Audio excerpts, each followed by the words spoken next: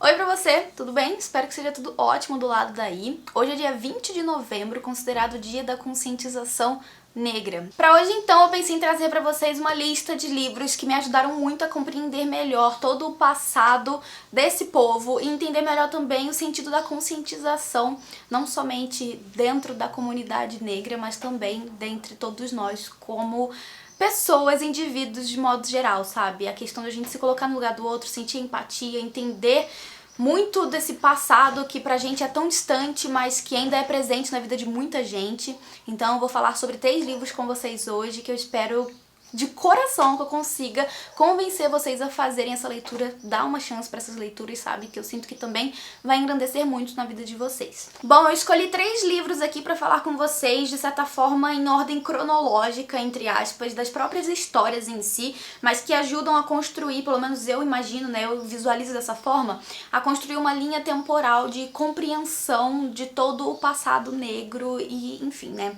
Eu escolhi falar com vocês primeiro sobre o Livro dos Negros, de Lawrence Hill. O livro conta pra gente a história da Aminata Diallo, que faz parte de uma tribo, de uma das várias tribos de um país da África. E a Aminata vive em harmonia com a sua família, com a sua tribo, inclusive com algumas tribos vizinhas, porém, como a gente bem entende, e como acontece inclusive entre países, né, de existirem intrigas entre países, dentro da África, de países da África, em meio às tribos, também existiam as tribos rivais, né, essa questão das intrigas entre as tribos. E então, quando a Aminata tem ali por volta dos seus 8 anos, ela e muitas pessoas da sua tribo, de tribos vizinhas, são sequestrados por outras pessoas também ali da África e são enviadas para um navio negreiro. Esse navio negreiro vinha das Américas, mais especificamente dos Estados Unidos, e estava ali embarcando todo mundo que tinha sido sequestrado para ser escravo lá nos Estados Unidos. E as pessoas que estavam sendo sequestradas não estavam entendendo nada do que estava acontecendo. Dentre elas, a própria Aminata, com seus 8 anos de idade, que foi separada da sua tribo, da sua família, que tá indo para um destino desconhecido que, assim, ela não entende o que tá acontecendo, não faz a menor ideia de qual vai ser o seu futuro.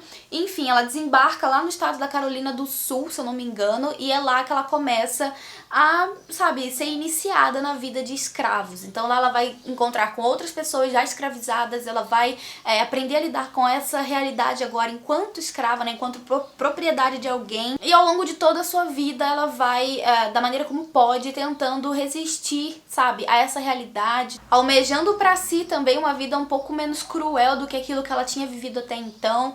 A gente acompanha toda a trajetória dela, né, ao longo de sua vida pelos Estados Unidos, tudo que vai acontecendo com ela naquele país, e também quando ela acaba indo para o Canadá, porque em determinado momento ela sai dos Estados Unidos ali em um contexto X da história. E eu acho esse livro de uma leitura absolutamente primordial para a gente entender sob o ponto de vista de uma pessoa que passou por isso, sabe, que tá contando, narrando a sua história, a sua trajetória. A gente, quando estuda na escola sobre a época da escravidão, eu sinto que a gente tem uma visão um pouco afastada de tudo isso, porque a gente tá com um olho pro passado de algo que aconteceu, mas que é algo muito distante de nós. E quando a gente conhece a Aminata, que a gente se aproxima dela, a gente passa a desenvolver laços com essa pessoa, a gente começa a se aproximar dela, a entender a vida dela, o que ela tá passando. Então a gente começa a desenvolver em nós mesmos esse sentido de empatia, de, sabe, eram pessoas. E a coisa toda que parecia tão distante da gente quando a gente estudava lá nos livros de história, começa a se aproximar um pouco mais de alguém. Então eu sinto que esse tipo de leitura, né, essa leitura em específico, conseguiu me instigar ainda mais a ter mais,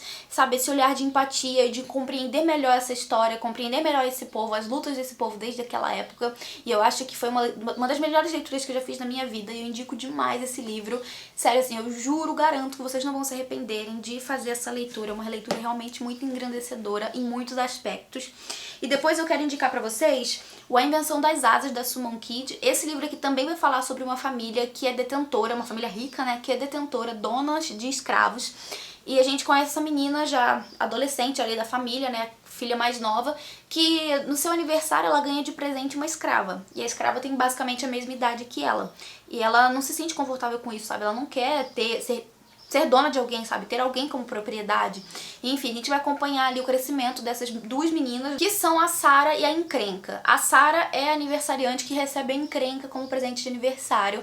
E ao longo da leitura, então, a gente vai se aproximando dessas duas personagens e a gente vai também entendendo como que funcionava ali a questão de família e de escravos, como as famílias lidavam com os escravos. E nós tivemos contatos com algumas histórias, assim, ao longo da vida. Eu, pelo menos, tive contato com, pelo menos, novelas, né, em que a gente conseguia entender melhor essa relação entre donos de escravos e os escravos em si, mas quando a gente lê esse livro, quando eu li esse livro pelo menos, eu tive muito essa percepção mais aprofundada desse sentido de posse, sabe? De você ter alguém, de você ser dono de alguém, de você de ter poder sobre alguém, o que é muito difícil de engolir, de aceitar, assim, você sabe, se imaginar sendo propriedade de alguém, não tendo as suas próprias vontades, tendo que, sabe, se submeter a todos os piores absurdos imagináveis.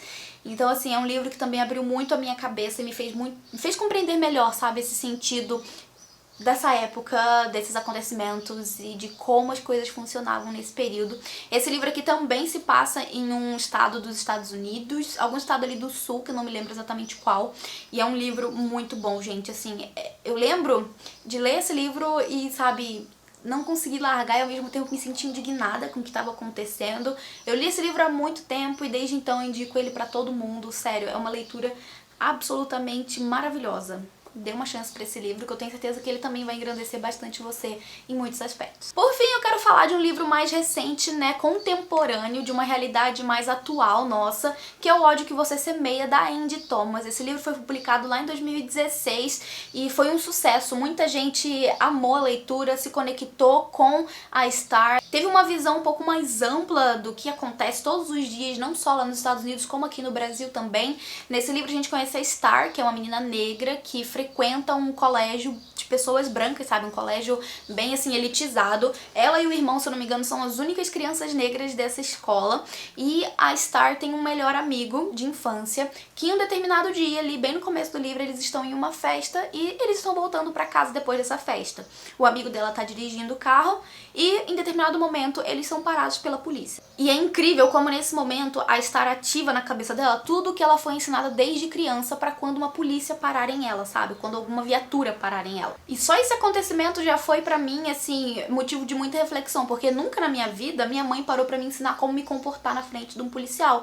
Porque muito dificilmente um policial vai me parar na rua, um policial vai querer saber, sabe, meus documentos se eu estiver dirigindo um carro. E foi o que aconteceu aqui. A Star e o amigo dela foram parados simplesmente porque eles eram pessoas negras dirigindo um carro.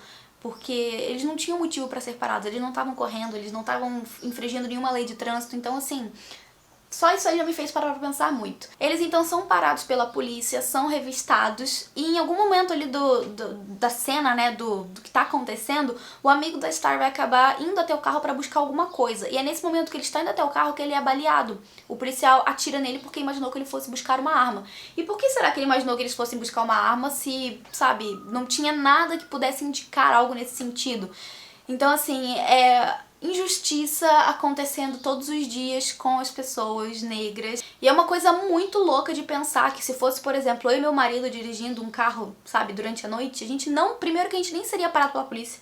Segundo que se acontecesse alguma coisa semelhante, meu marido não tomaria um tiro só porque ele foi buscar alguma coisa dentro do carro, entendeu? Porque meu marido não é suspeito, ele não tem, sabe, o estigma de pessoas suspeitas, sabe, que a sociedade criou ao longo do tempo. E isso me fez lembrar de um evento, né, uma situação em que meu marido e meu melhor amigo, que é um homem de traços negros, e eles foram parados, os dois foram parados. Eles revistaram o meu amigo e não o meu marido, porque o meu marido não é um homem, sabe, de traços negros. É muito semelhante ao que aconteceu aqui e me fez ficar pensando muito, sabe, no porquê, no como, sabe, no de quando veio. Então, assim, quando a gente lê esses livros, a gente entende de onde vem esses preceitos, esses preconceitos, essas ideias, sabe, absurdas de que uma pessoa, por sua cor, ela já é suspeita de alguma coisa.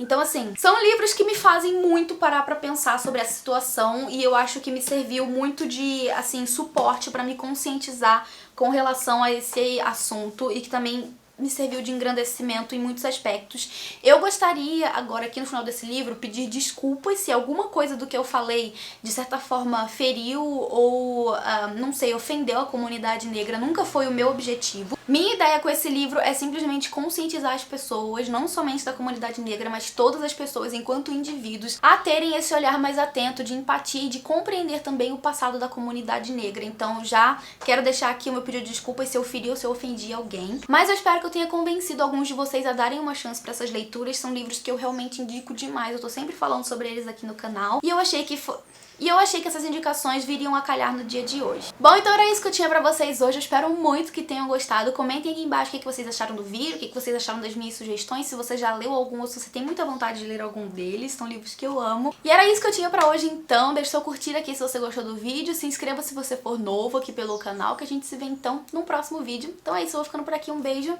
e até o próximo. Tchau, tchau!